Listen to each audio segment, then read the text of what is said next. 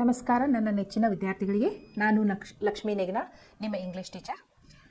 ಇವತ್ತಿನ ಪಾಠವನ್ನು ಶುರು ಮಾಡೋದಕ್ಕಿಂತ ಮುಂಚೆ ನಾನು ನಿಮಗೆ ಪ್ರಿಸೆಂಟ್ ಕ್ಲಾಸಸ್ ಬಗ್ಗೆ 2 ಮಾತುಗಳನ್ನು ಹೇಳಲು ಇಚ್ಛಪಡ್ತೀನಿ. ಪ್ರಿಸೆಂಟ್ ಆನ್ಲೈನ್ ಕ್ಲಾಸಸ್ ಇವು ಹಳ್ಳಿಯ 10ನೇ ತರಗತಿಯ ಕನ್ನಡ ಮಾಧ್ಯಮದ ಮಕ್ಕಳಿಗೆ 10ನೇ ತರಗತಿಯ ಕನ್ನಡ ಮಾಧ್ಯಮದ ಮಕ್ಕಳಿಗಾಗಿ ತಯಾರಿಸಿದಂಥ ಒಂದು ವಿಶೇಷವಾದ ಆನ್ಲೈನ್ ಕೋಚಿಂಗ್ ಕ್ಲಾಸ್ ಆಗಿದೆ. ನಮ್ಮ ಕೋಚಿಂಗ್ ಕ್ಲಾಸ್ ಉದ್ದೇಶಗಳು ಏನಂದ್ರೆ, ನೀವು ಕೇವಲ ಪರೀಕ್ಷೆಯಲ್ಲಿ ಉತ್ತೀರ್ಣರಾಗುವಷ್ಟು ಮಾತ್ರ ಅಂಕಗಳನ್ನು ಗಳಿಸದೆ ಹೆಚ್ಚು ಅಂಕಗಳನ್ನು ಗಳಿಸಿ ತಮ್ಮ ಪ್ರಶ್ನೆ ಕೇಳುವಿಕೆಯ ಸಾಮರ್ಥ್ಯವನ್ನು ಹೆಚ್ಚಿಸಿಕೊಳ್ಳುತ್ತಾ, ವಿಷಯಗಳನ್ನು ಆಳವಾಗಿ ಅರ್ಥೈಸಿಕೊಳ್ಳುತ್ತಾ, ವಿಷಯಗಳಲ್ಲಿ ಸಾಕಷ್ಟು ಉತ್ಸಾಹದಿಂದ ನೀವು ಆಸಕ್ತಿಯನ್ನು ವಹಿಸುತ್ತಾ ಕಲಿತಿರಬೇಕು ಅನ್ನೋದೇ ನಮ್ಮೆಲ್ಲರ ಆಶೆಯಾಗಿದೆ. ಇಲ್ಲಿ ನುರಿತ ಶಿಕ್ಷಕರಿಂದ ನಿಮಗೆ ಗಣಿತ, ವಿಜ್ಞಾನ, ಸಮಾಜಶಾಸ್ತ್ರ, ಇಂಗ್ಲೀಷ್, ಕನ್ನಡ, ಹಿಂದಿ ಹೀಗೆ 6 ವಿಷಯಗಳಲ್ಲಿ ಪಾಠಗಳನ್ನು ಬೋಧಿಸಲಾಗುತ್ತದೆ. ಹಾಗಾದರೆ ಇವತ್ತಿನ ಪಾಠಕ್ಕೆ ನೀವೆಲ್ಲರೂ ಸಿದ್ಧರಾಗಿದ್ದೀರಾ? ಓಕೆ. ಈಗ ನೋಡ್ರಿ, ನಾವು ಒಂದು ಮನುಷ್ಯನ ಶರೀರದ ಬಗ್ಗೆ ಮಾತಾಡಬೇಕಾದಾಗ ಕಣ್ಣುಗಳು, ಮೂಗು, ಬಾಯಿ, ತುಟಿ, ತಲೆ, ಕೈಗಳು, ಕಾಲುಗಳು ಹೀಗೆ ನಾನಾ ವಿಧವಾದಂಥ ಅಂಗಗಳ ಬಗ್ಗೆ ನೋಡ್ತೀವಿ. ಇದರೊಳಗೆ ಒಂದು ಅಂಗ ಇಲ್ಲ ಅಂದ್ರೂ ಅದು ಪರಿಪೂರ್ಣತೆ ಇರಂಗಿಲ್ಲ. ಹೌದು, ಒಂದು ಅಂಗ ಇಲ್ಲ ಅಂದ್ರೂ ಒಂದು ಫಂಕ್ಷನ್ ಮಾಡೋಕೆ ನಮ್ಮ ಕಡೆಯಿಂದ ಆಗಂಗಿಲ್ಲ, ಒಂದು ಕಾರ್ಯ ನಮಗೆ ನಿರ್ವಹಿಸೋಕೆ ಆಗಂಗಿಲ್ಲ. ಹೌದಿಲ್ಲ? ಸೊ ಪ್ರತಿಯೊಂದು ಅಂಗಕ್ಕೆ ತನ್ನದೇ ಆದಂತಹ ಕಾರ್ಯ ನಿರ್ವಹಿಸುವ ಶಕ್ತಿ ಇದೆ. ಅದೇ ರೀತಿ ಭಾಷೆಯಲ್ಲಿ ಒಂದು ವಾಕ್ಯವನ್ನು ನಾವು ರಚಿಸಬೇಕಾದ್ರೆ ಎಲ್ಲ ಅಂಗಗಳು ಇರಲಿಕ್ಕೆ ಬೇಕು. ಎಲ್ಲ ಅಂಗಗಳು ಇರಲಿಕ್ಕೆ ಬೇಕು. ಒಂದು ಮಿಸ್ ಆದ್ರೂ ನಾವೇನಂತೀವಿ, ಒಂದು ಡೆಫಿನೇಷನ್ ಏನು ಕೊಡ್ತೀವಿ ವಾಕ್ಯಕ್ಕೆ? ವಾಕ್ಯ ಅಂದರೆ ಏನು? What is a sentence? Sentence is a group of words that gives us a complete meaning. ಒಂದು ಸಂಪೂರ್ಣವಾದಂಥ ಅರ್ಥವನ್ನು ಕೊಡುವುದೇ ಒಂದು ವಾಕ್ಯ ಅಂತ ಹೇಳ್ತೀವಿ. ಈ ವಾಕ್ಯದೊಳಗೆ ಏನಿರ್ತಾವೆ? ವಾಕ್ಯದೊಳಗೆ ಶಬ್ದಗಳು ಇರ್ತಾವೆ. ನೀವು ಹೆಂಗೋ ಶಬ್ದ ರಚನೆಯನ್ನು ಮಾಡಿದರೆ ಆ ವಾಕ್ಯಕ್ಕೆ ಒಂದು ಪೂರ್ಣವಾದಂಥ ಅರ್ಥ ಸಿಗಂಗಿಲ್ಲ. ಈಗ ನೋಡ್ರಿ, ಶಿ ಈಸ್ ಅ ಗರ್ಲ್ ಅನ್ನೋ ಬದಲಾಗಿ ನಾನು ಈಸ್ ಶಿ ಗರ್ಲ್ ಅಂತಂದ್ರೆ ಅದನ್ನ ಹೆಂಗೋ ನಾ ಬರೆದ್ಬಿಟ್ನಿ ಅಂತಂದ್ರೆ ಅದಕ್ಕೆ ಅರ್ಥ ಸಿಗಂಗಿಲ್ಲ. ಶಿ ಗರ್ಲ್ ಅಂದ್ರೂ ಅದಕ್ಕೆ ಅರ್ಥ ಸಿಗಂಗಿಲ್ಲ. ಆಮೇಲೆ ಅ ಗರ್ಲ್, ಎಸ್ ಒಬ್ಬಕ್ಕೆ ಹುಡುಗಿ ಅಂತ ಆಗಬಹುದು. ಆದ್ರೆ ಒಂದು ಸೆಂಟೆನ್ಸ್ ಅಂದಾಗ ನಾವು ಏನು ಮಾಡ್ತೀವಿ? ಗ್ರೂಪ್ ಆಫ್ ವರ್ಡ್ಸ್ ಅಂತೀವಿ. ಹೌದಾ? ಸೊ ಗ್ರೂಪ್ ಆಫ್ ವರ್ಡ್ಸ್ ಒಳಗೆ ಪ್ರತಿಯೊಂದು ಶಬ್ದಕ್ಕೆ ತನ್ನದೇ ಆದಂಥ ಕಾರ್ಯನಿರ್ವಹಿಸುವ ಶಕ್ತಿ ಇರ್ತೈತಿ. ಈಗ ನೋಡ್ರಿ, ಶಿ ಈಸ್ ಅ ಗರ್ಲ್ ಅಂದ್ರೆ ಶಿ ಏನು ಕಾರ್ಯನಿರ್ವಹಿಸ್ತದೆ? ಈ ವಾಕ್ಯದೊಳಗೆ ಅದು ಏನು ಹೇಳ್ಕೊಡ್ತೈತಿ? ಈಸ್ ಏನಂತ ಹೇಳ್ಕೊಡ್ತೈತಿ ಸೆಂಟೆನ್ಸ್ ಒಳಗೆ? ಅದು ಹೆಂಗೆ ಒಂದಕ್ಕೊಂದು ಪದ ಜೋಡಣೆಗಳೊಳಗೆ ಸಹಾಯ ಮಾಡಾಕತ್ತೈತಿ? ಉಪಯೋಗ ಮಾಡೋದ್ರಿಂದ ನಮಗೆ ಏನು ಅರ್ಥ ಆಗ್ತೈತಿ? ಆಮೇಲೆ ಗರ್ಲ್ ಅಂದ್ರೆ ಇದು ಏನು? ಇದಕ್ಕೇನಂತೀವಿ ನಾವು? ಪಾರ್ಟ್ಸ್ ಆಫ್ ಸ್ಪೀಚ್ ಅಂದ್ರೆ ಅದರೊಳಗೆ 8 ಪಾರ್ಟ್ಸ್ ಆಫ್ ಸ್ಪೀಚ್ ಅದಾವೆ. There are 8 parts of speech. Why are we suppose to learn parts of speech? ನೋಡ್ರಿ, ನೀವು 1ನೇ ತರಗತಿಯಿಂದ ಕಲಿತಾ ಬಂದಿರ್ತೀರಿ. ಅದು ಕನ್ನಡ ಮೀಡಿಯಮ್ದೊಳಗೆ 5th ಸ್ಟ್ಯಾಂಡರ್ಡ್ದಿಂದ ಇಂಗ್ಲೀಷ್ ಗ್ರಾಮರ್ ಶುರು ಆಗ್ತೈತಿ.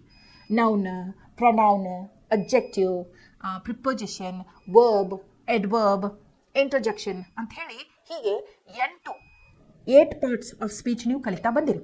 ಡಿಟೇಲ್ ಆಗಿ ಕಲ್ತಿರ್ತೀರಿ. ಆದ್ರೆ 10ನೇ ತರಗತಿ ಒಳಗನು ನಿಮಗೆ ಪಾರ್ಟ್ಸ್ ಆಫ್ ಸ್ಪೀಚ್ ಬಗ್ಗೆ ವಿಶೇಷವಾದ ನಾಲೆಜ್ ಇರಲೇಬೇಕು. ಈ ಪಾರ್ಟ್ಸ್ ಆಫ್ ಸ್ಪೀಚ್ ನಿಮಗೆ ಗೊತ್ತಿತ್ತು ಅಂತಂದ್ರೆ ನೀವು ಉಳ್ಕಿದ ಎಲ್ಲ ಗ್ರಾಮರನ್ನು ಈಸಿಯಾಗಿ ಅರ್ಥ ಮಾಡ್ಕೋಬೋದು. ನಾವು ಭಾಳಷ್ಟು ಡಿಟೇಲ್ ಆಗಿ ನೆಕ್ಸ್ಟ್ ನಾ ಏನು ವಿಡಿಯೋ ಮಾಡ್ತೀನಲ್ಲ, ಪ್ರತಿಯೊಂದು ಪಾರ್ಟ್ಸ್ ಆಫ್ ಸ್ಪೀಚ್ ಬಗ್ಗೆ ಭಾಳಷ್ಟು ಡಿಟೇಲ್ವಾಗಿ ನಾ ಅದ್ರೊಳಗೆ ಕ್ಲಾಸ್ ತೊಗೋತೀನಿ. ಆದ್ರೆ ನೀವು ಈಗಾಗಲೇ 10ನೇ ತರಗತಿಯಲ್ಲಿ ಓದುತ್ತಿರುವ ಕಾರಣ ಕೆಲವೊಬ್ರಿಗೆ ಏನಿರ್ತೈತಿ, ಏನು ಇದನ್ನೆಲ್ಲ ಕಲ್ತ ಬಿಟ್ಟೇವಪ್ಪ, ಮತ್ತೆ ಯಾಕೆ ಇವ್ರು ನಮಗೆ ಇದನ್ನು ಮಾಡತ್ತಾರ, ರಿಪೀಟ್ ಮಾಡಕತ್ತಾರ ಅಂತ ನೀವು ಟೈಮ್ ವೇಸ್ಟ್ ಅನಿಸಬಹುದು. ಅದಕ್ಕಾಗಿ ನಾ ಏನು ಮಾಡ್ತೀನಿ, ನಿಮಗೆ ಚಾಯ್ಸ್ ಕೊಡ್ತೀನಿ. ಇವತ್ತು ನಾ ಏನು ನಿಮಗೆ ಪಾರ್ಟ್ಸ್ ಆಫ್ ಸ್ಪೀಚ್ ಕಲ್ಸಾಕತ್ತೀನಲ್ಲ, ಅದರೊಳಗೆ ಬರೀ 8 ಪಾರ್ಟ್ಸ್ ಆಫ್ ಸ್ಪೀಚದ್ದು ಬ್ರಷ್ ಅಪ್ ಮಾಡ್ತೀನಿ. ಜಸ್ಟ್ ಅದು ಏನು ಅನ್ನುವಂಥ ಐಡಿಯಾ ನಾನು ನಿಮ್ಗೆ ಹೇಳ್ಕೊಡ್ತೀನಿ. ಅದನ್ನು ನೀವು ಆಳವಾಗಿ ತಿಳ್ಕೊಬೇಕು ಅಂತ ಇಚ್ಛೆ ಪಡ್ತಿದ್ರೆ ನಾ ಮತ್ತೆ ಸಪ್ರೇಟ್ ಕ್ಲಾಸಸ್ ಮಾಡ್ತೀನಿ. 8 ಪಾರ್ಟ್ಸ್ ಆಫ್ ಸ್ಪೀಚ್ ಇದನ್ನು 2 ಕ್ಲಾಸ್ ಮಾಡ್ತೀನಿ. ಅದರೊಳಗೆ 4 ಪಾರ್ಟ್ಸ್ ಆಫ್ ಸ್ಪೀಚ್ ಒಂದು ವಿಡಿಯೋದೊಳಗೆ, ಉಳಿದದ್ದು 4 ಪಾರ್ಟ್ಸ್ ಆಫ್ ಸ್ಪೀಚ್ ಇನ್ನೊಂದು ವಿಡಿಯೋದೊಳಗೆ ಡಿಟೇಲ್ ಆಗಿ ಎಕ್ಸ್ಪ್ಲನೇಷನ್ ಕೊಡ್ತೀನಿ. ಅದೇ ನಿಮ್ಮ ಚಾಯ್ಸ್. ನಿಮ್ಗೆ ಹೌದಪ್ಪ ನಾವು 5th ಸ್ಟ್ಯಾಂಡರ್ಡ್ದಿಂದ ಇಲ್ಲಿವರೆಗೆ ಸರಿಯಾಗಿ ಪಾರ್ಟ್ಸ್ ಆಫ್ ಸ್ಪೀಚ್ ಕಲಿತೇ ಇಲ್ಲ, ನಮ್ಗೆ ಅರ್ಥ ಆಗಿಲ್ಲ ಅಂತಂದ್ರೆ ನೀವು ಆ ವಿಡಿಯೋಸನ್ನು ಮತ್ತೆ ಮತ್ತೆ ನೋಡಿ ಅರ್ಥ ಮಾಡ್ಕೋಬೇಕು. ಇಲ್ಲಪ್ಪ ನಂಗೆ ಎಲ್ಲ ಬರ್ತೈತಿ, ಜಸ್ಟ್ ನನಗೆ ಔಟ್ಲೈನ್ ತಿಳ್ಕೊಂಡ್ಬಿಟ್ರೆ ಸಾಕು, ಅಷ್ಟ ಬ್ರಷಪ್ ಆಗ್ತೈತಿ, ರಿವಿಷನ್ ಆದಂಗೆ ಆಗ್ತೈತಿ ಅಂತಂದ್ರೆ ಇದು ಒಂದು ವಿಡಿಯೋ ನೋಡಿದ್ರು ಸಾಕು. ಅದಕ್ಕೆ ನಾನು ಹೇಳತ್ತೀನಲ್ಲ, ಒಂದು ಸೆಂಟೆನ್ಸ್ ಬರಿಬೇಕಾದಾಗ, ಒಂದು ವಾಕ್ಯ ರಚನೆಯನ್ನು ಮಾಡಬೇಕಾದಾಗ ಪಾರ್ಟ್ಸ್ ಆಫ್ ಸ್ಪೀಚ್ ಅನ್ನುವಂಥದ್ದು ಅತಿ ಮೂಲ್ಯವಾದ ರೋಲ್ ಅಂದರೆ ಪಾತ್ರವನ್ನು ನಿರ್ವಹಿಸುತ್ತದೆ. ಹೌದಿಲ್ಲ? ಅದಕ್ಕೆ ನೀವೇನು ಮಾಡಬೇಕು, ಡಿಟೇಲ್ ಆಗಿ ಯಾವ ಪಾರ್ಟ್ಸ್ ಆಫ್ ಸ್ಪೀಚ್ ಹೆಂಗೆ ಸೆಂಟೆನ್ಸ್ ಒಳಗೆ ನಾವು ಅವ್ನು ರಿಕಗ್ನೈಸ್ ಮಾಡಬೇಕು, ಅದರೊಳಗೆ ಎಷ್ಟು ಟೈಪ್ಸ್ ಅದಾವು ಅನ್ನುವಂಥದ್ದನ್ನು ಇವತ್ತಿನ ಗ್ರಾಮರ್ ಕ್ಲಾಸ್ ಒಳಗೆ ನಾನು ಪಾರ್ಟ್ಸ್ ಆಫ್ ಸ್ಪೀಚ್ ಒಳಗೆ ಹೇಳ್ಕೊಡ್ತೀನಿ. ಓಕೆ, ಹಾಗಾದ್ರೆ ನೀವು ಏನು ಮಾಡಬೇಕು, ಲಕ್ಷ್ಯ ಕೊಟ್ಟು ಕೇಳ್ಕೋಬೇಕು. ಆಮೇಲೆ ನಾವು ಒಂದು ವಾಕ್ಯವನ್ನು ರಚನೆ ಮಾಡಿ ನಿಮಗೆ ಎಕ್ಸ್ಪ್ಲನೇಷನ್ ಎಕ್ಸಾಂಪಲ್ ಕೊಟ್ರೆ, ಉದಾಹರಣೆ ಕೊಟ್ರೆ, ಅಂಥವು ನೀವು ಈ ವಿಡಿಯೋ ನೋಡೋದು ಆದಮೇಲೆ ಟೈಮ್ ತಕ್ಕೊಂಡು ಇಂಗ್ಲೀಷ್ ಗ್ರಾಮರ್ಗಾಗಿ ಸ್ವಲ್ಪ 4-5 ಸೆಂಟೆನ್ಸ್ ಬರಬರ್ ತೆಗೆದ್ರಿ ಅಂತಂದ್ರೆ ನಿಮಗೆ ಭಾಳ ಚಲೋ ಪ್ರಾಕ್ಟೀಸ್ ಆಗ್ತೈತಿ ಮತ್ತು ನೆನ್ಪಿಟ್ಕೊಳ್ಳೋಕ್ಕೂ ಅನುಕೂಲ ಆಗ್ತೈತಿ. ಹೌದಿಲ್ಲ? ಈಗ ನೋಡ್ರಿ, parts of speech, first part of speech ಯಾವುದು? ಇಲ್ಲಿ ನೋಡ್ರಿ, ನೌನ್ ಅಂದ್ರೆ ಏನು? ನಾಮಪದ. ಈಗ ನೋಡ್ರಿ, ದಿನನಿತ್ಯದೊಳಗೆ ನಾವು ಏನು ಮಾಡ್ತೀವಿ, ಹುಡುಗ ಅಂತೀವಿ, ಹುಡುಗಿ ಅಂತೀವಿ, ಗರ್ಲ್, ಬಾಯ್, ಟೀಚರ್, ಸರ್, ಅಥವಾ ಅಮೋಘ್ ಅಂತ ಇರ್ಬೋದು, ಅಥವಾ ಶೀತಲ್ ಅಂತ ಇರ್ಬೋದು, ಅಥವಾ ಮಾರ್ಕೆಟ್ ಅನ್ಬೋದು, ಟೆಂಪಲ್ ಅನ್ಬೋದು, ಆಮೇಲೆ ಕೈಂಡ್ನೆಸ್ ಅಂತ ಉಪಯೋಗ ಮಾಡ್ಬೋದು, ಲಾಫ್ಟರ್ ಅಂತ ಉಪಯೋಗ ಮಾಡ್ಬೋದು, ಸಿಂಪ್ಲಿಸಿಟಿ ಇರ್ಬೋದು, ಆಮೇಲೆ ಇಂಟೆಲಿಜೆನ್ಸ್ ಇರ್ಬೋದು. ಹೀಗೆ ಏನಂತಂದ್ರೆ ಕೆಲವೊಂದು ವಿಶಿಷ್ಟವಾದ ಹೆಸರುಗಳನ್ನು ಗುರುತಿಸೋಕೆ ನಾವು ನಾಮಪದ ಅಂತ ಹೇಳ್ಬೋದು, ಅಥವಾ ಕಾಮನ್ ಆಗಿ ಉಪಯೋಗ ಮಾಡುವಂಥ ಶಬ್ದಗಳನ್ನು ನಾವು ನಾಮಪದ ಅನ್ಬೋದು, ಸ್ಥಳಗಳಿಗೆ ನಾವು ನಾಮಪದ ಅಂತೀವಿ. ಆಮೇಲೆ ಕಣ್ಣಿಗೆ ಕಾಣಲಾರ್ದಂಥದ್ದು ಇದೇನು ಅಬ್ಸ್ಟ್ರಾಕ್ಟ್ ಅಂತ ಹೇಳ್ತೀವಿ ನಾವು. ಅಂದ್ರೆ ಯಾವ ಸ್ಟೇಟ್ ಒಳಗೆ, ಯಾವ ಪರಿಸ್ಥಿತಿಯೊಳಗೆ ಆ ಮನುಷ್ಯ ಇದ್ದಾನ ಅಂತ ಗುರುತಿಸ್ಕೊಳ್ಳೋಕೆ ಸ್ಟೇಟ್ ಆಫ್ ಮೈಂಡ್ ಅಂತ ಹೇಳ್ತೀವಿ. ಅದು ನಮಗೆ ಕಣ್ಣಿಗೆ ಕಾಣಿಸಂಗಿಲ್ಲ. ಈಗ ನೋಡ್ರಿ, ಒಬ್ರು ಭಾಳ ಸಂತೋಷದಿಂದ ಇದ್ದಾರಂತಂದ್ರೆ ಹ್ಯಾಪಿನೆಸ್ ಅಂತೀವಿ, ನಗ್ತಿರ್ತಾರು ಅಂದ್ರೆ ಲಾಫ್ಟರ್ ಅಂತೀವಿ. ಇದನ್ನು ನಾವು ಕಣ್ಣಿಗೆ ಕಾಣಿಸಂಗಿಲ್ಲ, ಆದ್ರೆ ಆ ಮನುಷ್ಯ ಯಾವ ಪರಿಸ್ಥಿತಿ ಒಳಗದಾನಂತ ಹೇಳಿ ನಾವು ಶಬ್ದಗಳ ವರ್ಣನೆಯಿಂದ ತಿಳಿಸ್ಕೊಡ್ತೀವಿ. ಅಂಥವ್ಕೆ ಅವಕ್ಕೂ ನಾವು ನಾಮಪದನ ಅಂತೀವಿ. ಸೊ ಇಲ್ಲಿ ನಾಮಪದ ಅಂದ್ರೇನು? Noun. What is noun? Noun is a name of a person, place, animal, thing or state or quality of a person. Noun is a name of a person, place, animal, thing, quality or state of a person ಅಂತ ಹೇಳಿ simple ಆಗಿ ಈ definition ನೀವು ಭಾಳ ವರ್ಷದಿಂದ ಕಲ್ಕೋತ ಬಂದಿರಿ. ಆದ್ರೆ ಇವತ್ತು ಕೈಂಡ್ಸ್ ಆಫ್ ನೌನ್, ನಾವು ನಾಮಪದಗಳು ಅಂತ ಹೇಳಬೇಕಾದಾಗ ಅದ್ರೊಳಗೆ ಕೈಂಡ್ಸ್ ಅದಾವೆ, ಅಂದ್ರೆ ವಿಧಗಳದಾವ. ಅವು ಯಾವ್ಯಾವ ಅಂತ ನಾವು ನೋಡ್ಕೊಂಡು ಇಲ್ಲಿ ನೋಡ್ರಿ.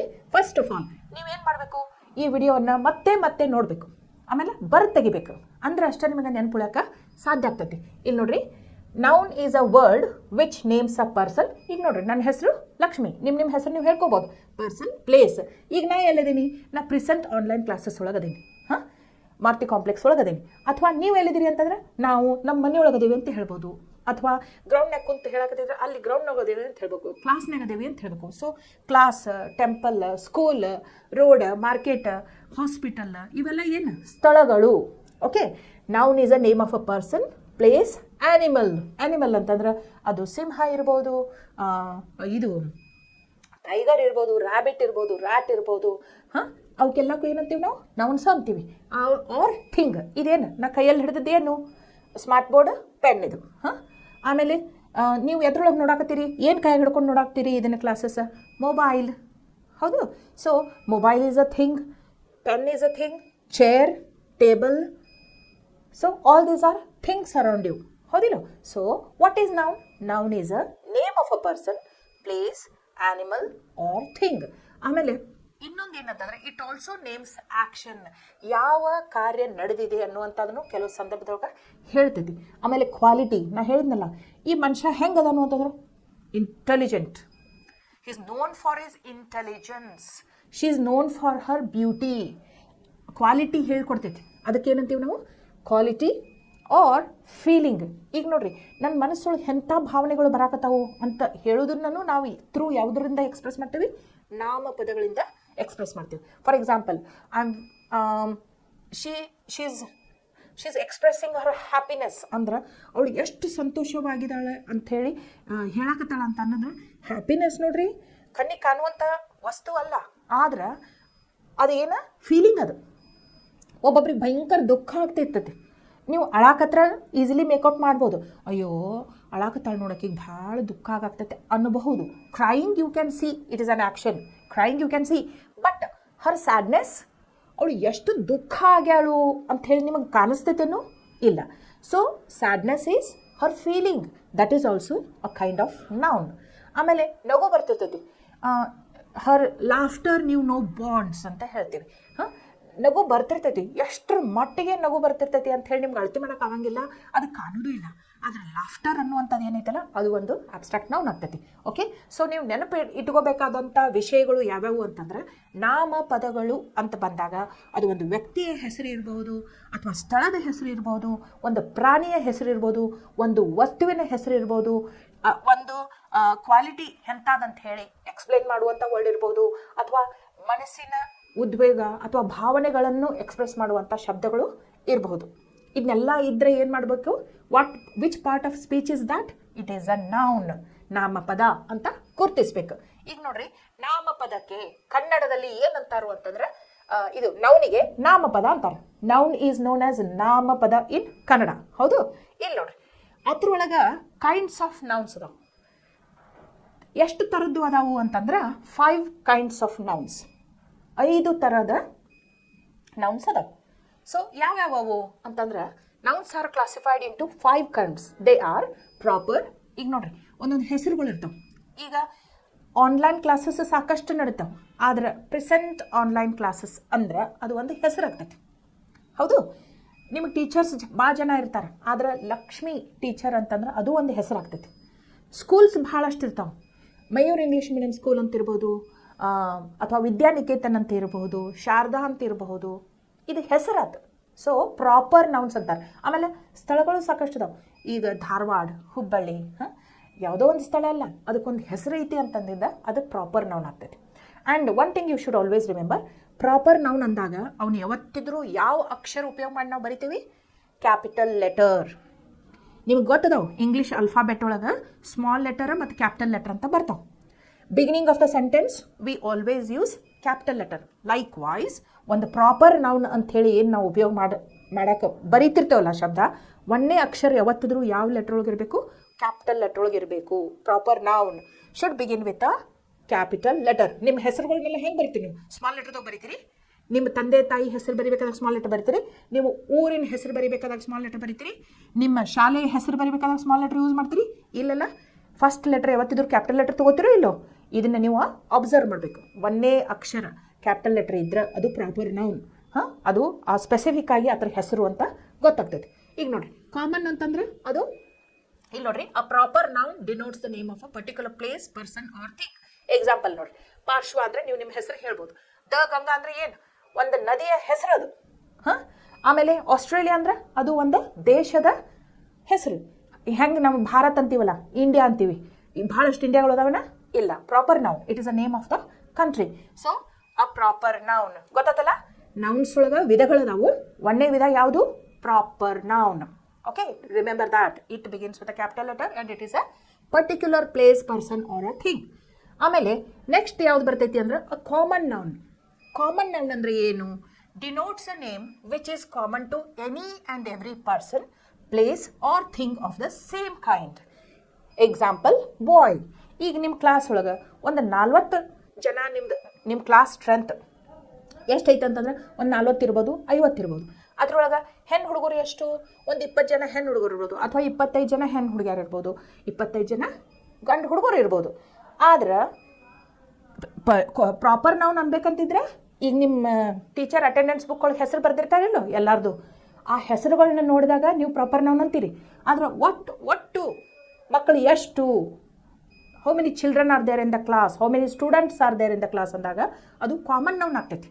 ಇವ್ರ ಅಂತಲ್ಲ, ಸ್ಟೂಡೆಂಟ್ ಅಂದ್ರೆ ಆ ಕ್ಲಾಸ್ ಇವ್ರಿಗಿಂತ ಎಲ್ಲ ಮಕ್ಕಳಿಗೂ ಅನ್ವಯಿಸ್ತೈತಿ. ಹೌದಿಲ್ಲ? ಹಂಗೆ how many boys in this class ಅಂದ್ರೆ ಅದು ಗಂಡು ಹುಡುಗರು ಅಂತ ಆಗ್ತೈತಿ, ಅದು ಕಾಮನ್ ನೌನ್ ಆಗ್ತೈತಿ. ಅದು ಇವ್ರ ಅಂತಲ್ಲ, ಹುಡುಗರು ಎಷ್ಟು, ಹುಡುಗಿಯರು ಎಷ್ಟು, ಇದು ಕಾಮನ್ ನೌನ್. ಓಕೆ, ಬಾಯ್, ಟೈಗರ್, ಒಂದು ಹುಲಿ. ಕಾಡಿನೊಳಗೆ ಸಾಕಷ್ಟು ಹುಲಿ ಇರ್ತಾವೆ. ಹುಲಿ ಅಂದ್ರೆ ಹುಲಿ ಕಾಮನ್. ಅದ ನೀವು ಏನಾದ್ರು ಒಂದು ಸ್ಪೆಸಿಫಿಕ್ ಹೆಸರಿಟ್ಟಿದ್ರಿ ಅಂತಂದ್ರೆ, ಶೇರ ಅಂತ ಇಟ್ಟಿದ್ರಿ ಅಂತಂದ್ರೆ ಇಟ್ ಬಿಕಮ್ಸ್ ಪ್ರಾಪರ್ ನೌನ್. ಹೌದಿಲ್ಲ? ಆಮೇಲೆ ಗಾರ್ಡನ್. ಗಾರ್ಡನ್ ಅಂದ್ರೆ ಯಾವುದೇ ಒಂದು ಗಾರ್ಡನ್ ಇರ್ಬೋದು. ಹೌದಿಲ್ಲ? ಬಟ್ ಅದಕ್ಕೊಂದು ಸ್ಪೆಸಿಫಿಕ್ ಆಗಿ ಹೆಸರು ಇತ್ತು ಅಂದ್ರೆ ಅದು ಪ್ರಾಪರ್ ನೌನ್ ಆಗ್ತೈತಿ. ಬುಕ್. ಬುಕ್ ಅಂದರೆ any book is common noun. But ಒಂದು ಹೆಸರು ಇಟ್ರಿಪ್ಪ ನೀವು ಆ ಬುಕ್ಕಿಗೆ, ಮ್ಯಾಥ್ಸ್ ಕ್ಲಾಸ್ ವರ್ಕ್ ಅಂದ್ರಿ, ಮ್ಯಾಥ್ಸ್ ಹೋಮ್ವರ್ಕ್ ಅಂದ್ರಿ, ಅದೇನಾಗ್ತೈತಿ? ಪ್ರಾಪರ್ ನೌನ್ ಆಗ್ತೈತಿ. ಸೊ ಕಾಮನ್ ನೌನ್ ಏನಾಗ್ತೈತಿ? ಇಟ್ ಸೇಮ್ ಕೈಂಡ್ ಇರ್ತಾವ. ಮತ್ತು ಅವು girls, boys, garden, market, pen, chair, same quality ಇದ್ದಂಥವು ಬಹಳಷ್ಟು ವಸ್ತುಗಳಿರ್ತಾವೆ. ಸ್ಪೆಸಿಫಿಕ್ ಆಗಿ ನಾವು ಒಂದ್ರ ಬಗ್ಗೆ ಮಾತಾಡ್ತಿರೋದಿಲ್ಲ, ಎಲ್ಲದ್ರ ಬಗ್ಗೆ ಮಾತಾಡ್ತಿರ್ತೀವಿ. ಅಂಥ ಟೈಮ್ದಾಗ ಏನು ಅನ್ಬೇಕು? ಕಾಮನ್ ನೌನ್ ಅನ್ಬೇಕು. ಆಮೇಲೆ ಕಲೆಕ್ಟಿವ್ ನೌನ್ ಅಂತೀವಿ. ಈಗ ನೋಡಿರಿ, ಕೆಲವೊಂದು ಸಲ ಏನು ಮಾಡ್ತೀವಿ ನಾವು, ಭಾಳಷ್ಟು ಸೇಮ್ ಇದ್ದುದನ್ನು ಒಂದೇ ಗುಂಪಂತ ಕನ್ಸಿಡರ್ ಮಾಡಿ ಮಾತಾಡ್ತೀವಿ. ಅವಕ್ಕೇನಂತೀವಿ? ಕಲೆಕ್ಟಿವ್ ನೌನ್ ಅಂತೀವಿ. ಇಲ್ಲಿ ನೋಡಿರಿ, denotes a number of persons or things group together and regarded as one complete whole. For example, army. ಇಲ್ಲಿ ಪಿಕ್ಚರ್ ಹೋಗಿ ನೋಡ್ರಿ ನೀವು, ಆರ್ಮಿ ಒಳಗೆ ಯಾರು ಇರ್ತಾರು? ಸೈನ್ಯದೊಳಗೆ ಯಾರು ಇರ್ತಾರು? ಸೈನಿಕರು ಇರ್ತಾರೆ. ಆ ಅಷ್ಟು ಸೈನಿಕರಿಗೆ ನಾವು ಸೇರಿಸಿ ಏನಂತೀವಿ? ಆರ್ಮಿ ಅಂತೀವಿ. ಸೇನಾಪಡೆ ಅಂತೀವಿ, ಸೈನ್ಯ ಅಂತೀವಿ.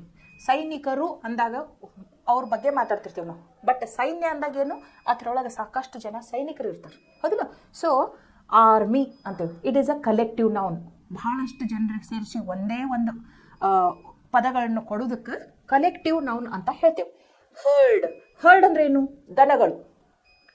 ಅದು ಆಕಳ ಇರ್ಬೋದು, ಎಮ್ಮೆ ಇರ್ಬೋದು, ಕರು ಇರ್ಬೋದು. ಅವಕ್ಕೆ ಅಷ್ಟಕ್ಕೂ ಸೇರಿಸಿ ನಾವು ಒಂದು ಶಬ್ದ ಕೊಡೋಗ್ತೇವೆ, herd. Herd of cattle. Okay. ಆಮೇಲೆ ಬುಕೆ. ಬುಕೆ ಅಂದ್ರೆ ಹೂವಿನ ಗುಚ್ಛ. ಆ ಹೂವಿನ ಗುಚ್ಛದೊಳಗೆ ಒಂದೇ ಥರದ ಹೂವು ಇರ್ಬೇಕಂತ ಏನು ರೂಲ್ಸ್ ಇಲ್ಲ.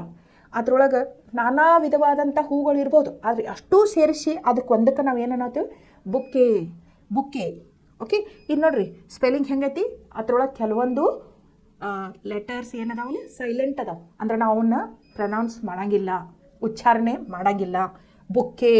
ಬುಕ್ಕೆ ಆಫ್ ಫ್ಲವರ್. ಮಾಬ್. ಮಾಬ್ ಅಂತ ಎದಕ್ಕಂತೀವಿ?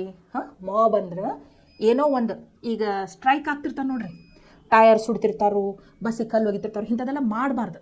ಏನು ಕೆಟ್ಟ ಕೃತ್ಯಗಳನ್ನ ಮಾಡೋಕೆ ಭಾಳಷ್ಟು ಜನ ಗುಂಪು ಗುಂಪಾಗಿ ಸೇರ್ಕೊಂಡಿರ್ತಾರಲ್ಲ, ಅದಕ್ಕೆ ಮಾಬ್ ಅಂತೀವಿ. ಕಲ್ಲು ಎಸೆಯೋದು, ಆಮೇಲೆ ಪಬ್ಲಿಕ್ ಪ್ರಾಪರ್ಟಿ ಹಾಳು ಮಾಡೋದು.